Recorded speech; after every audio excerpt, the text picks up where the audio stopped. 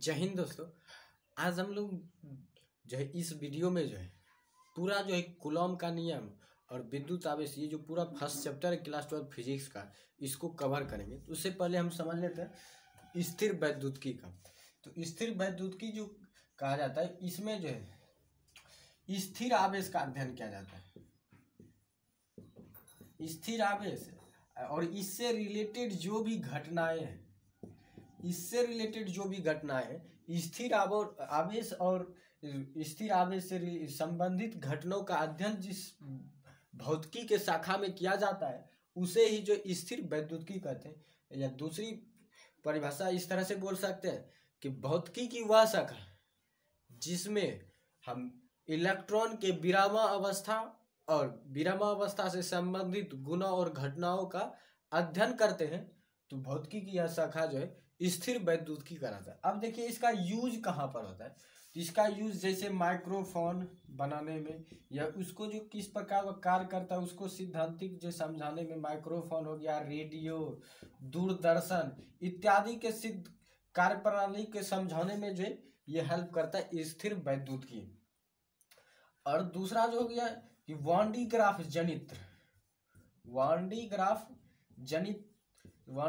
जनित्र का भी विश्लेषण यह करता है और जो है इसे उपयोगी बनाता है। वान डी ग्राफ जनित्र को जो उपयोगी बनाता है वो स्थिर वैद्युतिकी ही बनाता है। उसके बाद आता है कि ये परमाणु संरचना की व्याख्या भी आसानी से कर देता है। ये परमाणु संरचना की व्याख्या भी जो है आसानी से कर देता है स्थिर वैद्युतिकी। तो स्थिर वैद्युतिकी समझ गए, और ये इसके अनुप्रयोग को भी समझ गए कि इसका अनुप्रयोग जैसे जो रेडियो, माइक्रोफोन, वान डी ग्राफ जनित्र और परमाणु संरचना को स्पष्ट रूप से समझाने में किया जाता है, या इसको कार्य प्रणाली को समझाने में, या इससे संबंधित जितने भी आविष्कार हैं या कोई भी चीज बनाने में जो इसका उपयोग किया जाता है। तो स्थिर वैद्युतिकी हो गया। अब चलते हैं कूलॉम के नियम पर। कूलॉम को नियम को समझने से पहले जो हमें समझना होगा विद्युत आवेश को, और विद्युत आवेश को समझना होगा। तो विद्युत आवेश जो एक भौतिक राशि है, विद्युत आवेश एक भौतिक राशि है जिसके कारण किसी भी वस्तु में जो विद्युतीय गुण आ जाता है, कहने कहते हैं बिजली वाला गुण आ जाता है, जैसे कि करंट हो गया। तो विद्युतीय गुण जिसके कारण किसी भी वस्तु में आता है उसे ही जो है विद्युत आवेश कहते हैं। और जो इसका जो ऐसी मात्रक होता है वह कूलम होता है, जिसको हम C से सूचित करते हैं। और विद्युत आवेश को हम लोग Q से सूचित करते हैं। विद्युत आवेश को Q से सूचित करते हैं और विद्युत आवेश के मात्रक को C से सूचित करते हैं। तो एक कूलम बराबर जो होता है, एक कूलम बराबर होता है 3 × 10⁹ ESU, जहां पर ESU जो है इलेक्ट्रोस्टैटिक यूनिट है, इसका फुल फॉर्म। तो ये जो है विद्युत आवेश का मात्रक जो है वो कूलम होता है, और ये जो है इसे Q से सूचित किया जाता है। और विद्युत आवेश का अगर परिभाषा पूछा जाए तो वह भौतिक राशि जिसके कारण किसी भी वस्तु में विद्युतीय गुण आ जाता है, वह राशि जो है विद्युत आवेश कहलाता है। अब एक यहाँ पर कूलम का नियम, कूलम को नियम को समझने से पहले हमें एक बिंदु आवेश को समझना होगा। अभी जो यहाँ पर हम चर्चा कर रहे हैं वो है विद्युत आवेश, अब है बिंदु आवेश। तो बिंदु आवेश जो है ये जो है कोई यही आवेश है, लेकिन जो ये प्रेक्षण के तुलना में नगण्य होता है, नगण्य माना जाता है। प्रेक्षण के तुलना में या प्रेक्षक की तुलना में जो इसे नगण्य माना जाता है, बहुत छोटा माना जाता है। तो ऐसे आवेश को बिंदु आवेश कहते हैं। देखिए, अगर विद्युत आवेश एक बहुत बड़ी मात्रा है, किसी भी वस्तु की अगर बात की जाए तो इसमें एक वस्तु, अगर बड़े सी वस्तु की बात, इसमें आवेश के गुणों की बात की जाए तो वहां पर जो वस्तु का आकार हमें बनाना पड़ेगा, तो ये जो है हमें समझाने में यह बहुत प्रॉब्लम हो जाएगा। तो यहाँ पर जो इसे सरल बनाने के लिए जो आवेश को जो है प्रेक्षक की तुलना में बहुत नगण्य माना जाता है, तो इसीलिए जो इसे बिंदु आवेश का नाम दिया गया। तो बिंदु आवेश का अगर परिभाषा बोलेंगे तो वह आवेश जिसे प्रेक्षण की तुलना में नगण्य माना जाता है बिंदु आवेश कहलाता है। तो इसी का प्रयोग करेंगे हम कूलम के नियम को समझाने में कि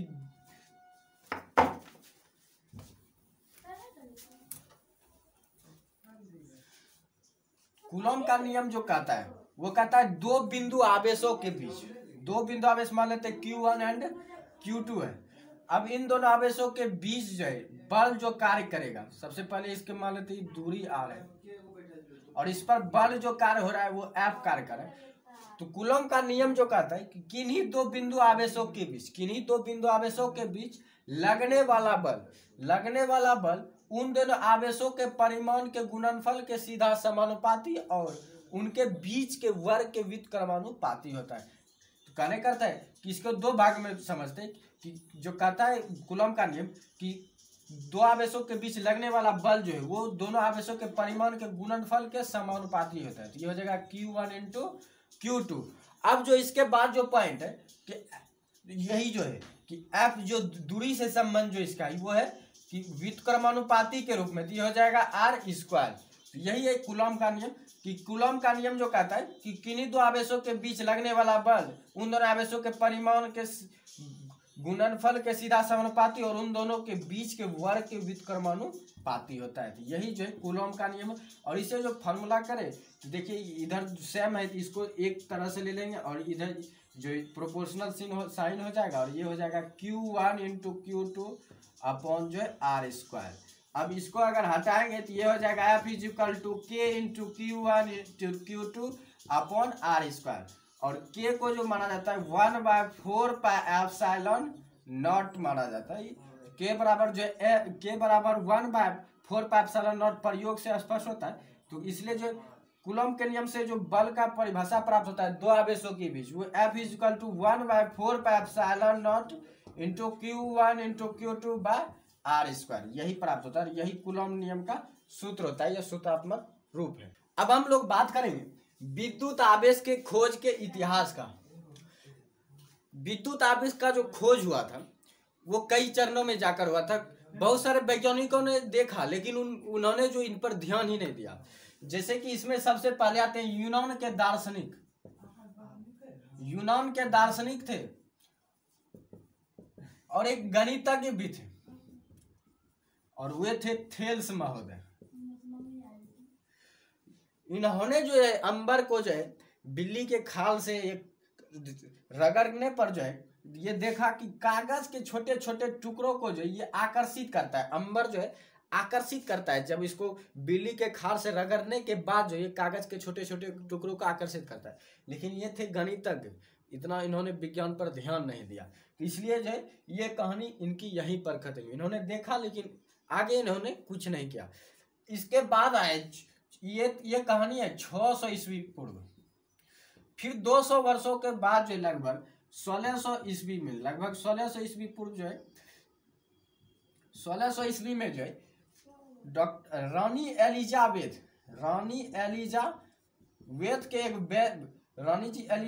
के एक वैद्य थे डॉक्टर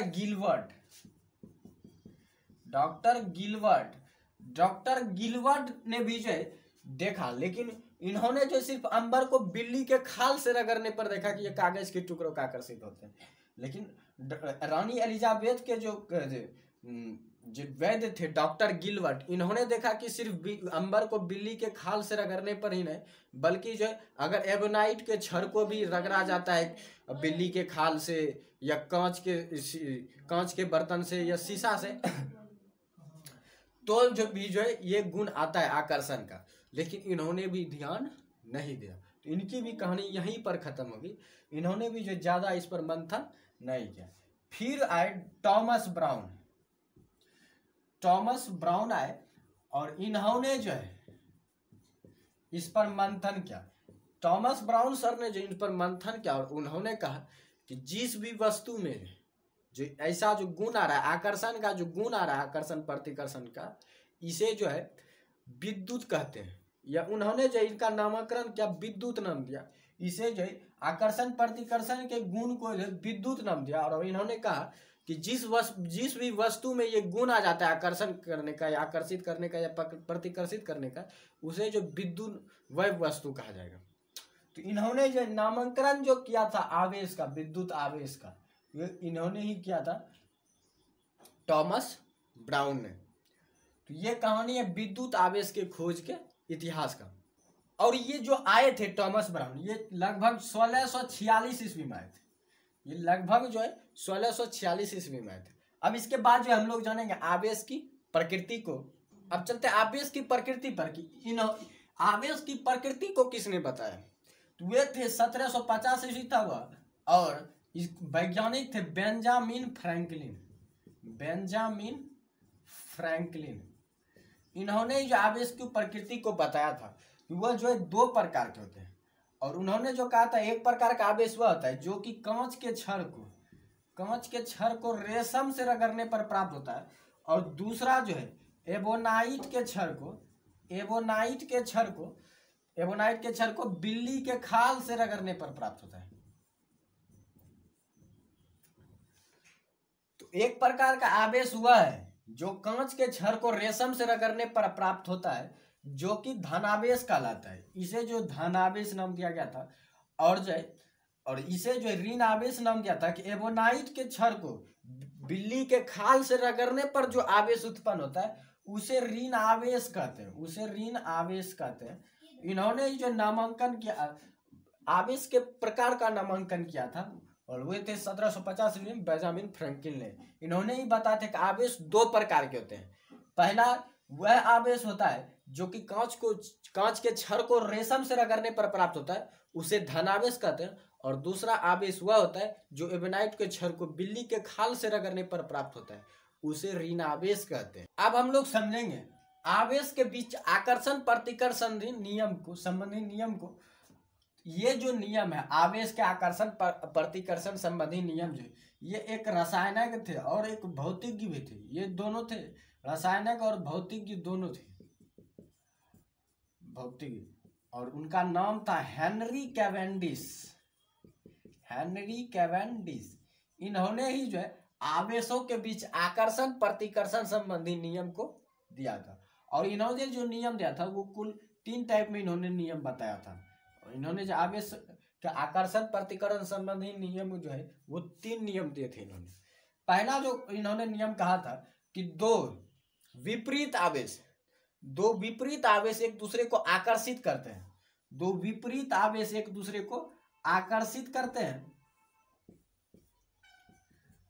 और दूसरा जो इन्होंने नियम में आता था कि दो विपरीत आवेश एक दूसरे को आकर्षित करते हैं, और दो समान आवेश एक दूसरे को प्रतिकर्षित करते हैं।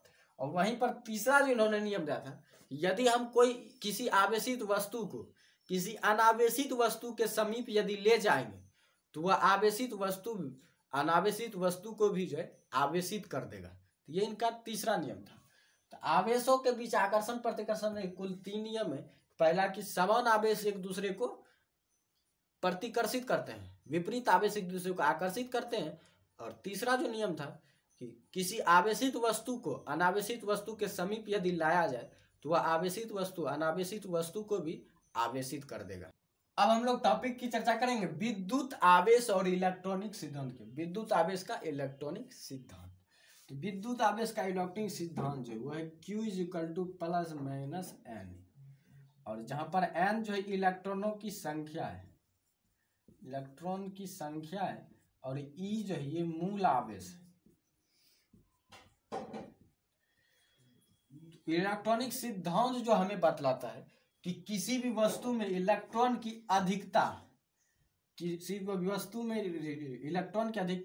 ऋणावेशित वस्तु, और किसी भी वस्तु में इलेक्ट्रॉन की कमी धनावेश को दर्शाता है। कि इलेक्ट्रॉन की यदि किसी वस्तु में अधिकता है, इसका मतलब है कि उस वस्तु में जो ऋण आवेश ज्यादा है, और किसी वस्तु में यदि इलेक्ट्रॉन कम है तो उस वस्तु में धनावेश ज्यादा है। ये बताता है कौन? विद्युत आवेश का इलेक्ट्रॉनिक सिद्धांत। और ये जो है इसे फार्मूला के रूप में लिखा जाता है, किसी भी वस्तु पर कुल आवेश जो होता है वो मूल आवेश का पूर्ण गुणज होता है। यही बताता है विद्युत आवेश का इलेक्ट्रॉनिक सिद्धांत जो यही है, किसी भी वस्तु पर कुल आवेश मूल आवेश का पूर्ण गुणज होता है, Q = ±Ne।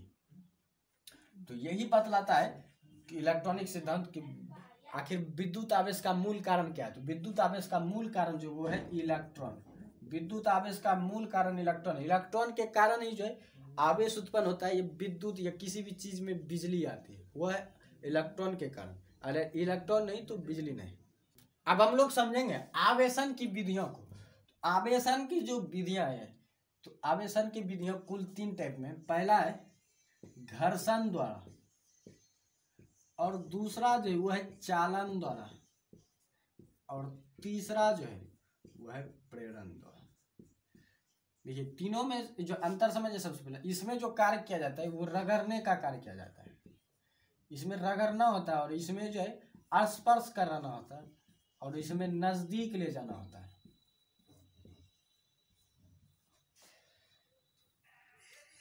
जब दो अनावेशित वस्तुओं को आपस में रगड़ा जाता है तो आवेश के स्थानांतरण के कारण जो दोनों वस्तु जो है आवेशित हो जाते हैं, तो जिस वस्तु में जो इलेक्ट्रॉन जाता है, मान लीजिए हमने इसको रगड़ा, दो वस्तु को रगड़ा, और वो भी मान लीजिए दोनों धनावेशित है, दोनों अनावेशित वस्तु को रगड़ा जाता है। यदि इलेक्ट्रॉन इसमें आएगा तो जिस वस्तु में इलेक्ट्रॉन जाता है वह ऋण आवेशित हो जाता है, और जिस वस्तु से इलेक्ट्रॉन जाता है वह धनावेशित हो जाता है। मान लीजिए इस वस्तु से रगड़ने पर जो इस वस्तु से इलेक्ट्रॉन यहाँ चला है तो ये ऋण आवेशित वस्तु हो जाएगा, ये हो जाएगा ऋण आवेशित, और ये जो है ये हो जाएगा धन आवेशित, जिससे इलेक्ट्रॉन जाएगा वो हो जाएगा धन आवेशित। तो याद रखिएगा घर्षण द्वारा आवेशन में दो अनावेशित वस्तुओं को रगड़ा जाता है तो जो है वो दोनों वस्तु रगड़ने पर जो इलेक्ट्रॉन स्थानांतरण के कारण आवेशित हो जाता है। और आवेशित इस प्रकार का होता है कि जिस वस्तु में इलेक्ट्रॉन जाता है वह वस्तु ऋण आवेशित, और जिस वस्तु से इलेक्ट्रॉन जाता है वह धन आवेशित हो जाता है।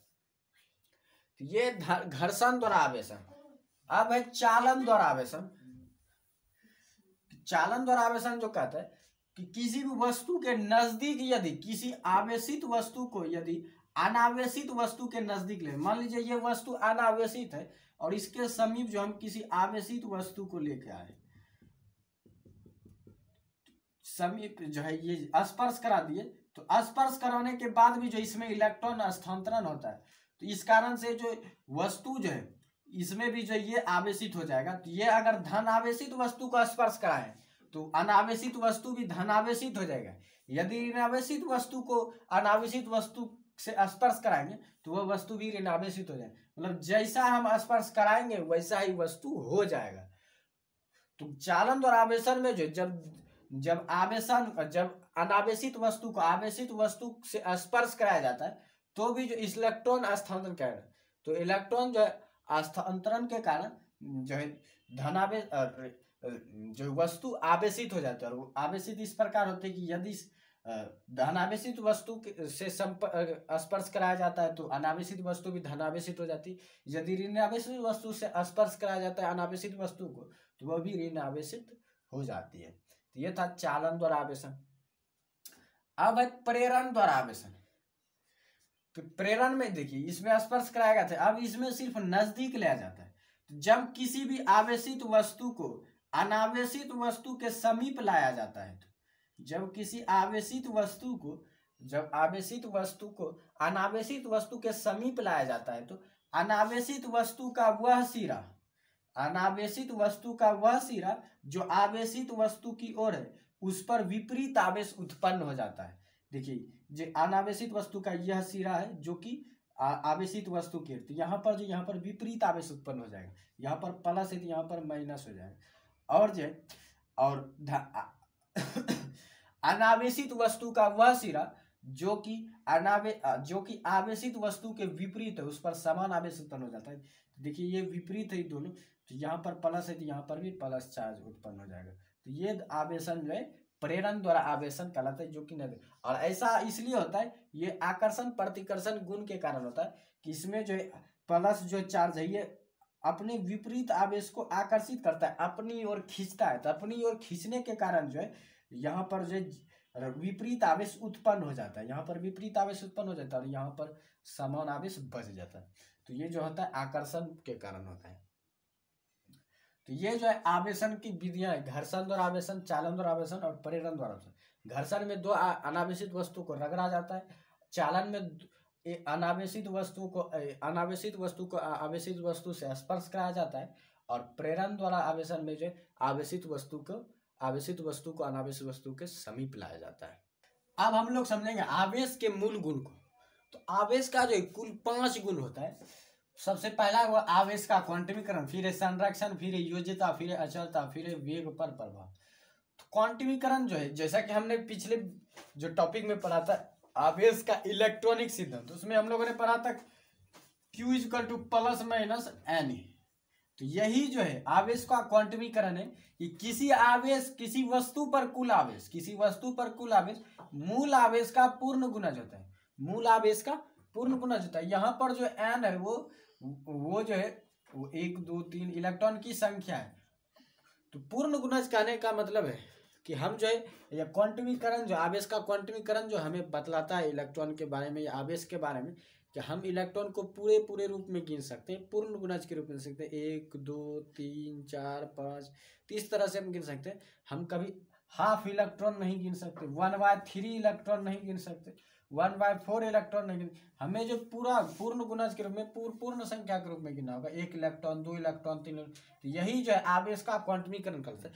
किसी भी वस्तु पर कुल आवेश जो है मूल आवेश का पूर्ण गुणज होता है, पूरा का पूरा गुणज होता है, वो हाफ आवेश या अन्य तरह से भिन्न में नहीं बटा हुआ होता है। तो यही होता है आवेश का क्वांटमीकरण। आवेश का क्वांटमीकरण जो कहता है वो ये कहता है कि किसी वस्तु पर कुल आवेश मूल आवेश का पूर्ण गुणज होता है। जहां पर जो E होता है, E होता है -1.6 × 10⁻⁻19 कूलम। ये होता है 1 इलेक्ट्रॉन बराबर इतना आवेश। तो एक मूल आवेश जो होता है E बराबर -1.6 × 10⁻⁻19 कूलम। अब जो सेकंड है वो है आवेश का संरक्षण। तो संरक्षण हम भली भांति जानते हैं कि संरक्षण का अर्थ होता है कि इसे ना तो हम बना सकते हैं ना ही इसे हम नष्ट कर सकते हैं। तो यही जो रूल है आवेश का संरक्षण होता है कि आवेश जो है किसी भी विलगित निकाय का कुल आवेश संरक्षित रहता है, किसी भी विलगित निकाय का कुल आवेश संरक्षित रहता है। या दूसरे रूप में इस प्रकार हम बोल सकते हैं कि आवेश को ना तो बनाया जा सकता है और ना ही इसे नष्ट किया जा सकता है, इसे सिर्फ एक वस्तु से दूसरे वस्तु में स्थानांतरित किया जा सकता है।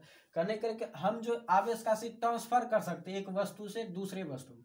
इस वस्तु में जितना आवेश है हम इसको नष्ट नहीं कर सकते, इसको जो हम नष्ट नहीं कर सकते लेकिन ट्रांसफर कर सकते, इससे आवेश हम इसमें दे सकते हैं। यही जो आवेश का संरक्षण है कि किसी भी विलगित निकाय का कुल आवेश संरक्षित रहता है और दूसरा जो आवेश को ना तो बनाया जा सकता और ना ही नष्ट किया जा सकता, इसे सिर्फ एक वस्तु से दूसरे वस्तु में स्थानांतरित किया जा सकता है। अब है योज्यता। योज्य मतलब होता है जोड़। तो कहने करते मान लीजिए कोई वस्तु है, कोई वस्तु है जिस पर प्लस क्यू माइनस क्यू इस तरह से आवेश है इस पर। अब इस पर कुल आवेश पूछा जाता है। तो आवेश की योज्यता जो कहता है किसी भी वस्तु पर कुल आवेश उस वस्तु के प्रत्येक कण पर उपस्थित आवेश का बीजगणितीय योग के बराबर होता है। कहने करते अगर इसका पूरे आवेश का बात किया जाए तो इसका पूरा आवेश हो गया बीजगणितीय योग के बराबर plus Q minus Q plus Q minus Q. तो ये जो है इसका हो जाएगा बीजगणितीय योग। तो किसी वस्तु पर कुल आवेश जो है उस वस्तु के प्रत्येक कण पर उपस्थित आवेश का कुल बीजगणितीय योग के बराबर होता है। तो यही है आवेश की योज्यता। जैसे कि मान लीजिए इस वस्तु पर प्लस क्यू आवेश है, minus Q plus Q minus Q आवेश है इस वस्तु पर। तो इस आवेश पर इस वस्तु पर अगर कुल आवेश पूछा तो सबको हम जोड़ देंगे तो आवेश का मान निकल जाएगा। यही है आवेश की योज्यता कि किसी भी वस्तु पर कुल आवेश उस वस्तु के प्रत्येक कण पर उपस्थित आवेश का बीजगणितीय योग के बराबर होता है। अब है अचरता। आवेश की अचरता कि प्रेक्षक का चार्ज जितना भी हो आवेश के मान में जो कोई परिवर्तन नहीं होता है। प्रेक्षक के चाल से जो आवेश हमेशा स्वतंत्र होता है। आवेश जो है प्रेक्षक के चाल से जो स्वतंत्र होता है। प्रेक्षक चाहे नगण्य हो या बहुत बड़ा हो या प्रेक्षक की दूरी बहुत ज्यादा हो, इससे जो है आवेश को कोई फर्क नहीं पड़ता है। तो प्रेक्षक जो है आवेश जो है प्रेक्षक के वेग से स्वतंत्र होता है, ये प्रेक्षक की चाल से स्वतंत्र होता है। और यहाँ पर दूसरा भी पॉइंट वही है कि आवेश पर वेग का प्रभाव कि प्रेक्षक आवेश का चाहे किसी भी वस्तु में आवेश जो है चाहे वस्तु का वेग चाहे कुछ भी हो, या प्रेक्षक का वेग चाहे कुछ भी हो, वस्तु के आवेश के वेग पर कोई प्रभाव नहीं पड़ेगा। तो आवेश पर जो वेग का कोई प्रभाव पड़ने वाला नहीं है। मान लीजिए ये वस्तु है, इस पर आवेश है 2q, अगर मान लीजिए इसका वेग जो है वेग बदल रहा है, पहले था 2 मीटर पर सेकंड, फिर जो इसका वेग हो गया चेंज कर दिए तो 3 मीटर पर सेकंड कर दिए, तो आप वेग चाहे कुछ भी हो, आवेश इसका 2q ही हमेशा रहेगा। तो अब तो वेग से जो स्वतंत्र होता है, आवेश जो है वेग से स्वतंत्र होता है, प्रेक्षक के वेग से स्वतंत्र होता है। और यहाँ पर भी आवेश जो प्रेक्षक की चाल या दूरी से जो बिल्कुल स्वतंत्र होता है, आवेश जो है प्रेक्षक से बिल्कुल स्वतंत्र होता है। तो ये जो 5 गुण है आवेश के मूल गुण है। अब जो टॉपिक है वो है आवेश तथा द्रव्यमान में अंतर। तो आवेश में जो सबसे पहला अंतर है कि इसको जो है आवेश क्वांटमीकृत है, या आवेश को जो है पूरा का पूरा गिनना पड़ता है, इसलिए आवेश जो है क्वांटमीकृत है। लेकिन द्रव्यमान क्वांटमीकृत नहीं, ½ kg भी होता है, या 1/3 kg भी होगा, 1/4 kg भी होगा, 2/7 kg भी होगा। लेकिन जो आवेश जो पूरा का पूरा होगा, ओनली 1 इलेक्ट्रॉन, 2 इलेक्ट्रॉन, 3 इलेक्ट्रॉन, इस तरह से ये जो हाफ में नहीं बताता है। तो ये जो आवेश जो क्वांटमीकृत है, लेकिन जो ये क्वांटमीकृत नहीं है, द्रव्यमान क्वांटमीकृत नहीं है। दूसरा हम बोल सकते हैं कि इसका जो आवेश का इलेक्ट्रोस्टैटिक्स में महत्व है, इलेक्ट्रोस्टैटिक में महत्व है, आवेश का इलेक्ट्रोस्टैटिक्स में ज्यादा महत्व है, और इसका जो है गुरुत्वाकर्षण में, इसका गुरुत्वाकर्षण में महत्व है। तीसरा हम कह सकते हैं कि ये जो है आवेश वेग से स्वतंत्र होता है, वेग से जो आवेश पर कोई प्रभाव नहीं पड़ता है, ये जो वेग से स्वतंत्र होता है, ये वेग से स्वतंत्र होता है, लेकिन ये बदलता है, वेग के अनुसार बदलता है, E = mc² के अनुसार जो ये बदल जाता है। तो ये जो mc² के अनुसार बदल जाता है। तो द्रव्यमान जो वेग के अनुसार बदलता है, लेकिन आवेश जो वेग से हमेशा स्वतंत्र होता है। उसके बाद जो है आवेश का बोल सकते हैं, आवेश का SI मात्रक कूलम्ब होता है। तो वहीं पर द्रव्यमान का SI मात्रक kg होता है, या ग्राम होता है। तो उसके बाद जो है 5th नंबर कह सकते हैं आवेश जो है प्लस माइनस धनात्मक और ऋणात्मक दोनों होते हैं, लेकिन जो है द्रव्यमान जो है वो सिर्फ धनात्मक होते हैं, माइनस में द्रव्यमान नहीं होते हैं। तो आवेश जो धनात्मक ऋणात्मक होते हैं, द्रव्यमान जो है धनात्मक सिर्फ होते हैं। अब जो अगला टॉपिक है वो है क्वार्क या एसेज। तो किसी भी पदार्थ का जो मूल कण होता है वो इलेक्ट्रॉन, प्रोटॉन और न्यूट्रॉन होता है। लेकिन 2 भौतिक शास्त्री थे, गैलमैन और जिग, जिन्होंने बताया कि ये जो मूल कण है, किसी भी पदार्थ के मूल कण इलेक्ट्रॉन, प्रोटॉन, जो न्यूट्रॉन है, ये भी अन्य मूल अवयव से मिलकर बने होते हैं, अन्य मूल अवयव से बने होते हैं, जिसको कि हम क्वार्क या एसेज कहते हैं। और चूंकि ये मुक्त अवस्था में नहीं रहते, ये मुक्त अवस्था में नहीं रहते, इसलिए जो इसे मूल आवेश के रूप में नहीं लिया जा सकता। तो ये कहना था गैलमैन और जिग का। और इन्होंने कहा कि ऐसे जो क्वार्क है वो कुल 6 टाइप में पाए जाते हैं। सबसे पहला होता है up, charm, top, down, bottom, strange. ये कुल 6 जो है क्वार्क हैं, up, charm, top, down, bottom, strange. तो इसका जो अप पर जो आवेश होता है वह +2/3 इलेक्ट्रॉन, फिर इस पर भी जो +2/3 इलेक्ट्रॉन होता है, और टॉप पर भी +2/3 इलेक्ट्रॉन होता है। लेकिन इस पर जो है -1/3 इलेक्ट्रॉन होता है, फिर इस पर जो -1/3 इलेक्ट्रॉन होता है, इस पर भी -1/3 इलेक्ट्रॉन होता है। तो इस प्रकार से जो बटा होता है, और इसको साबित करने के लिए जो है गैलमैन और जिग ने कहा था कि जो कि प्रोटॉन का जैसे संगठन होता है ये μUD में बटे होता है, कि तो दो अप क्वार्क और एक डाउन क्वार्क मिलकर जो है प्रोटॉन का निर्माण करता है। तो और उस पर आवेश जैसे मान लीजिए U का है +2/3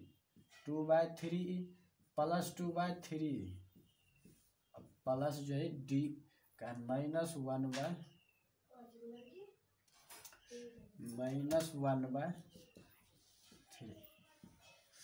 3 2 plus 2e plus 2e minus 1e, हो जाएगा 4e माइनस 1e अपॉन 3, ये हो जाएगा 4e में हो गया 3e बाय 3, ये जो है 3 जो 3 कैंसिल बचेगा, यही जो है आवेश जो है प्लस जो है आवेश, तो प्रोटॉन पर 1e ही होता है।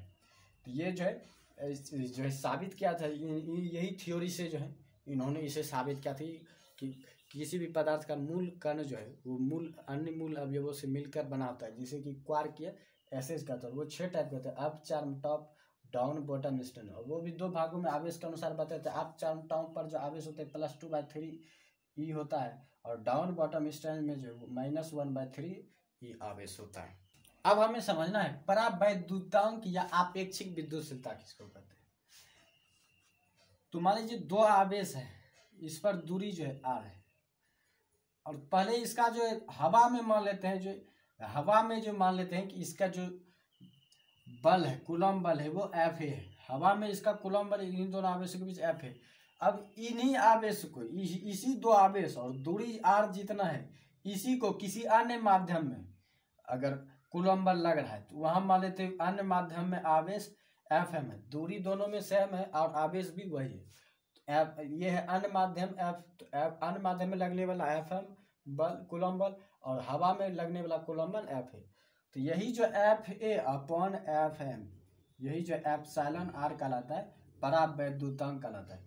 कि एक निश्चित दूरी पर हवा में किन्हीं आवेशों के बीच लगने वाला कूलम बल और उतनी ही दूरी पर उन्हीं आवेशों के बीच किन्हीं अन्य माध्यम में लगने वाला कूलम बल का अनुपात परावैद्युतांक या आपेक्षिक विद्युतशीलता कहलाता है।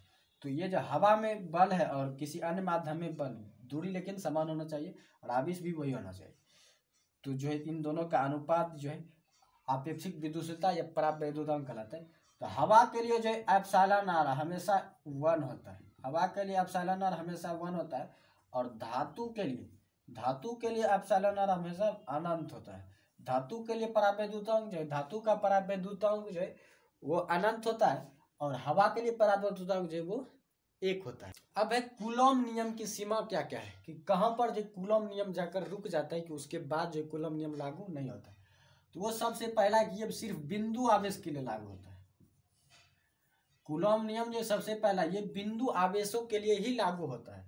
दूसरा कि कूलॉम नियम जो स्थिर आवेश के लिए ही लागू होता है, सिर्फ और सिर्फ स्थिर आवेश के लिए, गतिशील आवेश में कूलॉम नियम कार्य नहीं करता है। और तीसरा जो सबसे इम्पोर्टेंट है कि आवेशों के बीच की दूरी, 2 आवेशों के बीच की दूरी जो 10⁻⁻15 मीटर से अधिक होना चाहिए, ये जो अधिक होना चाहिए, तभी जाकर कूलॉम नियम लगा। अगर इससे कम दूरी है 2 आवेशों के बीच, स्थिर आवेशों के बीच, तब वहां पर जो नाभिकीय बल कार्य करता है, कूलॉम बल कार्य नहीं करता है। तो कूलॉम नियम के कुल 3 सीमा है कि पहला कि कूलॉम नियम सिर्फ बिंदु आवेशों के लिए लागू होता है, दूसरा कि कूलॉम नियम सिर्फ स्थिर आवेशों के लिए लागू होता है, और तीसरा कि कूलॉम नियम जो 2 आवेशों के बीच की दूरी जो है 10⁻⁻15 मीटर से अधिक होना चाहिए। अगर इससे कम दूरी है 2 आवेशों के बीच तो वहां पर कूलॉम बल कार्य नहीं करेगा, बल्कि नाभिकीय बल कार्य करेगा। अब जो है इसका अगला पॉइंट जानेंगे कूलॉम नियम का महत्व क्या है। अब देखेंगे कूलॉम नियम की विशेषता या उसका महत्व क्या है। इसके कुल 10 महत्व है। सबसे पहला जो विरामावस्था से रिलेटेड, कि कूलॉम नियम जो विरामावस्था में जो भी बिंदु आवेश होते हैं उन्हीं के लिए लागू होते हैं। विरामावस्था में बिंदु आवेशों के लिए ही लागू होता है कूलॉम का नियम। उसके बाद है कि कूलॉम का नियम एक प्रायोगिक नियम है, सैद्धांतिक नहीं। प्रायोगिक सिद्धांतिक में अंतर है कि कोई भी जैसा कोई सिद्धांत होता है जो सिर्फ मैथमेटिकल रूप में ही सॉल्व किए जाते हैं, उसका प्रैक्टिकल कोई प्रूफ नहीं होता है, लेकिन जो कूलॉम नियम का प्रैक्टिकल प्रूफ है, इसलिए जो कूलॉम नियम एक प्रायोगिक नियम है। उसके बाद है कि कूलॉम नियम से जो परस्पर बल का मान मिलता है। परस्पर बल कहने का अर्थ 2 आवेशों के बीच जो परस्पर जो संबंध पर जो बल कार्य करता है वो मान मिलता है कूलॉम नियम के अनुसार है। उसके बाद है कि ये जो है बड़ी और छोटी दूरी दोनों के लिए लागू होता है। कूलॉम नियम बड़ी और छोटी दूरी दोनों के लिए लागू होता है। और उसके बाद 5वां जो रूल है कि कूलॉम नियम जो न्यूटन के तीसरे लॉ का पालन करता है। कूलॉम का नियम न्यूटन के तीसरे गति नियम के अनुसार है। उसके बाद है कि तीसरा आवेश कि कूलॉम का नियम जो किन्हीं दो आवेशों के बीच कूलॉम का नियम या कूलॉम बल जो है तीसरे आवेश से स्वतंत्र होता है। अगर वहां पर कोई तीसरा आवेश आ भी गया तो इसके बल पर या इस नियम पर कोई प्रभाव पड़ने वाला नहीं है। जैसे मान लीजिए ये दो आवेश हैं, इसके बीच बल कार्य हो रहा है F, और मान लीजिए एक तीसरा आवेश आके इसके बगल में आ गया तो इस पर जो बल होगा चाहे इसका जो भी कुछ भी हो, तीसरे आवेश इसको बल में कोई परिवर्तन नहीं होगा। तो ये जो तीसरे आवेश से जो स्वतंत्र होता है, कूलॉम नियम जो तीसरे आवेश से स्वतंत्र होता है। और उसके बाद एक कूलॉम नियम जो दूरी से क्रिया बल के अनुरूप होता है। दूरी से जो क्रिया बल कहने करते कि दूरी के अनुसार जो बल कार्य करता है तो वही होता है दूरी से क्रिया बल। तो दूरी से क्रिया बल के अनुरूप होता है कूलॉम का नियम। उसके बाद है कि परावैद्युतांक कूलॉम बल जो है परावैद्युतांक के घटने पर घटता है। कूलॉम बल को परावैद्युतांक के घटने पर कूलॉम नियम का मान या कूलॉम बल का मान भी घटता है। उसके बाद है कूलॉम के नियम के सहायता से जो परमाणुओं के बीच जो बंधन वाले उसकी व्याख्या आसानी से हो जाती है। और परमाणु संरचना की भी व्याख्या आसानी से जो कूलॉम नियम के द्वारा हो जाता है। अब हम लोग देखेंगे कूलॉम नियम का सदिश रूप को। सबसे पहला कूलॉम नियम पर चलते हैं। ये दो आवेश है Q1 Q2 और इसके बीच की दूरी है R। अब जो सदिश के अनुसार अगर इस पर कार्य होगा F जो कार्य होगा ये जो है दो के द्वारा एक पर लगाएगा, दो के द्वारा एक पर लगाएगा। उसी तरह हो जाएगा एक के द्वारा दो पर लगाया गया बल, तो ये हो जाएगा वेक्टर F21।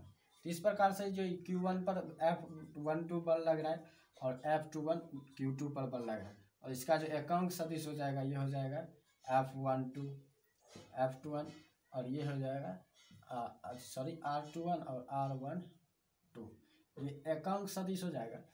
अब जो यहाँ पर जो इसको अगर फॉर्मुलाइज करें कूलॉम नियम के अनुसार ये हो जाएगा F12 equal to 1/4 pi epsilon naught equal to Q1 Q2 R square और यूनिक वेक्टर हो जाएगा R21 हो जाएगा।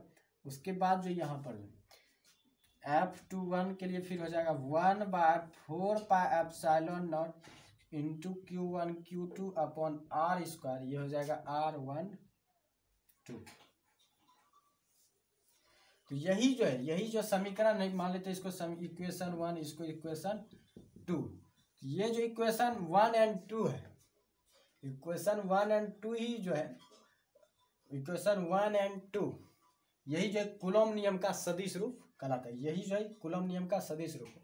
अब इससे हम प्रूव कर सकते हैं कूलॉम के नियम के सदिश रूप के सहायता से हम प्रूव करते हैं कूलॉम नियम जो है न्यूटन के तीसरे गति नियम का पालन करता है। तो वो कैसे, यहाँ जो ये एकांक सदिश है R21 और 12 कहने करते हैं यूनिक वेक्टर जो है R21 और R12 जो है दूरी के लिए, तो ये जो एक दूसरे के विपरीत होता है। ये देखिए एक दूसरे के यहाँ 1-2 है तो ये 2-1 है, ये एक दूसरे के विपरीत होता है। इसलिए ये जो है हो जाएगा R21 इक्वल टू R12, वो भी माइनस विपरीत जो इक्विलिब्रियम होता है इन दोनों में। अब जो है अब अगर यहाँ पर हम ध्यान दें, अगर हम R12 के जगह पर यदि हम लिख दें माइनस R21 वेक्टर, तो ये जो है माइनस R21 कैप, ये जो है यहाँ पर इसका प्रकार से हो जाता है। यहाँ माइनस जो यहाँ कॉमन आ जाएगा, माइनस जो इसके लिए कॉमन आ जाएगा तो ये हो जाएगा vector F21 equal to 1/4 pi epsilon naught into Q1 Q2 upon R square और ये हो जाएगा R21 कैप। अब देखिए इतना अगर देखा जाए, इतना पर यदि गौर किया जाए तो ये देखिए F12 के बराबर है, F12 के जो ये बराबर है, तो इसके बदले हम F12 लिख सकते हैं। ये हो जाएगा vector F21 is equal to minus F12। यही तो है न्यूटन का थर्ड नियम की प्रत्येक क्रिया के विपरीत प्रक्रिया होती है। कहने करते परिमाण बराबर होता है, दिशा चेंज होता है निगेटिव। तो यहाँ पर देखिए निगेटिव है कि दिशा विपरीत है और परिमाण दोनों का सेम है। ये है न्यूटन का थर्ड लॉ। बस चेंज क्या आएगा सदिश रूप में, बस एक और चीज रूल लगा लेना है कि यूनिक वेक्टर जो है वो दोनों एक दूसरे के विपरीत होता है, परिमाण में बराबर लेकिन विपरीत होता है, तो यूनिक वेक्टर। तो इसके अनुसार जो हम प्रूव कर सकते हैं कूलॉम का नियम जो है न्यूटन के तीसरे लॉ का पालन करता है। कूलॉम नियम का सदिश रूप का महत्व क्या है? तो सबसे पहला तो एक महत्व हम ये जान गए कि इसके मदद से जो हम ये साबित कर सकते हैं कूलॉम का नियम जो न्यूटन के तीसरे गति नियम का पालन करता है। तो सबसे पहला यही महत्व हो जाएगा कि इससे जो यह साबित हो जाता है कि जो कूलॉम का नियम न्यूटन के तीसरे गति नियम का पालन करता है। ये हो गया फर्स्ट इंपॉर्टेंट। सेकंड इंपॉर्टेंट हो जाएगा कि चूंकि जो है ये आवेश जो है कूलॉम बल जो दोनों एक सरल रेखा में लगता है और जो बल सरल रेखा में कार्य करता है उसे केंद्रीय बल कहते हैं। तो इससे स्पष्ट होता है कि F12 और F21 जो है दोनों एक सरल रेखा में कार्य कर रहा है, जिसका मतलब कूलॉम बल जो एक केंद्रीय बल है, कूलॉम बल एक केंद्रीय बल है। और उसके बाद है थर्ड कि दोनों विपरीत दिशा में कार्य करता है। F12 जो है F21 विपरीत दिशा में कार्य करता है, माइनस है इसलिए जो विपरीत दिशा में कार्य कर, माइनस का मतलब विपरीत दिशा में कार्य, तो इसका मतलब विपरीत दिशा में कार्य करे, इसका मतलब है इसके द्वारा किया गया कार्य जो है वो जीरो है, किया गया कार्य जो है जीरो है। और जिस भी बल के द्वारा किया गया कार्य जीरो होती है वो बल जो है संरक्षी बल कहलाता है। तो इसका अर्थ है कि कूलॉम बल जो है एक संरक्षी बल है, कूलॉम बल जो है एक संरक्षी बल है। तो ये जो है तो इसी पर जो है सवाल कभी कभी पूछे जाते हैं कि साबित कीजिए कि कूलॉम बल एक केंद्रीय बल है। तो अभी हम इसी तरह से साबित कर देंगे कि F12 और F21 जो है F12 जो है दोनों एक सरल रेखा में होते हैं, एक रैखिक दिशा में कार्य करते हैं, इसलिए जो इसे केंद्रीय बल कहते हैं। उसके बाद संरक्षी बल कूलॉम बल को क्यों कहते हैं? तो क्योंकि इसके द्वारा ये विपरीत दिशा में होते हैं, जिनके कारण जो इनके द्वारा किया गया कार्य शून्य होता है, और इस कारण जो है कूलॉम बल को संरक्षी बल कहते हैं। ये जो तीनों इंपॉर्टेंट है कूलॉम नियम का सदिश रूप का महत्व, इन तीनों में से अलग अलग सवाल पूछे जाते हैं 2 मार्क्स में। तो इसलिए ये तीनों जो इम्पोर्टेंस है ये एग्जाम के दृष्टि से भी अलग अलग के लिए भी इम्पोर्टेंस है, इसलिए इनको भी याद रखना बहुत जरूरी है। अब हम लोग समझेंगे अध्यारोपण के सिद्धांत। अब तक हमने जितना भी पढ़ा, 2 आवेशों के लिए पढ़ा बल कि इस पर एक आवेश यहाँ है, इसके द्वारा इस पर कितना बल आरोपित हो रहा है। ये एक आवेश था यहाँ पर, मान लीजिए यहाँ पर ढेरों सारे आवेश आ जाए और सब जो है इस बिंदु आवेश पर जो बल आरोपित करने लगे। मान लीजिए F1 बल दे रहा है, F2 बल दे रहा है, F3 F4 F5 F6 F7, इस तरह से ये इस पर बल आरोपित कर रहा है एक बिंदु आवेश पर। तो इस पर जो कुल कितना बल लगेगा? तो इस पर जो कुल बल जो लगेगा वो इन सब बल के सदिश योग के बराबर बल लगेगा। कहने करता है अगर इस पर कुल आरोपित बल मान लेते हैं F है, तो अध्यारोपण सिद्धांत कहता है कि इसके प्रत्येक अन्य आवेश बिंदु आवेश द्वारा लगाए गए बल का सदिश योग होता है। तो ये हो जाएगा vector F1 plus vector F2 plus vector F3 plus vector F4 plus vector F5। तो इस तरह से जितना भी आवेश लगेगा, आवेश द्वारा जितना भी बल आरोपित हो, यही जो है अध्यारोपण का सिद्धांत कहलाता है। तो इसको अगर परिभाषा में बोलें तो किसी भी बिंदु आवेश पर अन्य अनेक बिंदु आवेशों द्वारा आरोपित परिणामी बल अन्य प्रत्येक बिंदु आवेशों द्वारा लगाए गए बलों के सदिश योग के बराबर होता है। कहने करते इस पर जो एक बिंदु आवेश है, इस पर जो अन्य जितने भी आवेशों द्वारा जो लगाएगा परिणामी बल है, इस पर वो प्रत्येक बिंदु आवेशों द्वारा आरोपित बल के सदिश योग के बराबर होता है, सदिश योग के बराबर होता है। यही जो अध्यारोपण का सिद्धांत कहलाता है कि अध्यारोपण का सिद्धांत कहता है किसी भी बिंदु आवेश पर अन्य अनेक बिंदु आवेशों द्वारा आरोपित परिणामी बल प्रत्येक बिंदु आवेशों द्वारा लगाए गए बलों के सदिश योग के बराबर होता है। यही है अध्यारोपण का सिद्धांत। अब जो हमें समझना है वो है आवेश का सतत वितरण। जब किसी आवेश को किसी वस्तु पर जो आरोपित किया जाता है तो वह जो उसके सतह लंबाई 3 चीज में बढ़ जाता है, 3 चीज में वितरित होता है, लंबाई क्षेत्रफल और आयतन। जब किसी वस्तु पर आवेश दिया जाता है तो वह जो उस वस्तु के लंबाई, क्षेत्रफल और आयतन पर जो है समान भागों में जो वितरित हो जाता है, समान भागों में वितरित हो जाता है, जिसे आवेश का सतत वितरण कहा जाता है। तो ये 3 रूपों में होता है। तो पहला लंबाई के रूप में, तो इसलिए जो इसके जो घनत्व जो है, इससे जो घनत्व का निर्माण होता है, आवेश के वितरण से जो घनत्व का निर्माण होता है वो 3 रूपों में होता है। पहला होता है रैखिक घनत्व, दूसरा होता है पृष्ठ घनत्व और तीसरा आयतन घनत्व होता है। घनत्व जो 3 रूपों में यहाँ पर उत्पन्न होते हैं। तो ये जो लंबाई के कारण घनत्व है और ये क्षेत्रफल के कारण और ये आयतन के कारण घनत्व उत्पन्न होते हैं कि जब आवेश वस्तु के लंबाई में प्रति एकांक लंबाई में प्रवेश करता है या वितरित होता है, तब जो घनत्व उत्पन्न होता है तब उसे रैखिक घनत्व कहा जाता है। तो हम कह सकते हैं किसी चालक में प्रति एकांक लंबाई में उपस्थित आवेश को, किसी चालक के प्रति एकांक लंबाई में उपस्थित आवेश को रैखिक घनत्व कहा जाता है और इसे लैम्ब्डा द्वारा सूचित किया जाता है। रैखिक घनत्व को जो है लैम्ब्डा द्वारा सूचित किया जाता है, पृष्ठ घनत्व को जो है सिग्मा द्वारा सूचित किया जाता है और इसको जो है रो द्वारा सूचित किया जाता है। इसको जो है रो द्वारा सूचित किया जाता है। तो प्रति एकांक लंबाई में, किसी चालक के प्रति एकांक लंबाई में उपस्थित आवेश को रैखिक घनत्व कहा जाता है। किसी चालक के प्रति एकांक क्षेत्रफल में उपस्थित आवेश को पृष्ठ घनत्व कहा जाता है और किसी चालक के प्रति एकांक आयतन में उपस्थित आवेश को आयतन घनत्व कहा जाता है। और इसलिए जो इसका फार्मूला बनता है, रैखिक घनत्व का जो लैम्ब्डा बराबर फार्मूला बनता है Q/L, सिग्मा का जो फार्मूला बनता है Q/A एरिया और रो का जो फार्मूला बनता है Q/V वॉल्यूम। तो ये जिसका फार्मूला बनता है और इसका जो SI मात्रक होता है सेंटीमीटर पर मीटर, कूलम पर मीटर, इसका बनता है कूलम पर मीटर स्क्वायर, इसका बनता है कूलम पर मीटर क्यूब। और इसका जो बीमा होता है ALT पर पावर -1, ये होता है लैम्ब्डा। रैखिक घनत्व का जो बीमा होता है वो होता है ALT पर -1।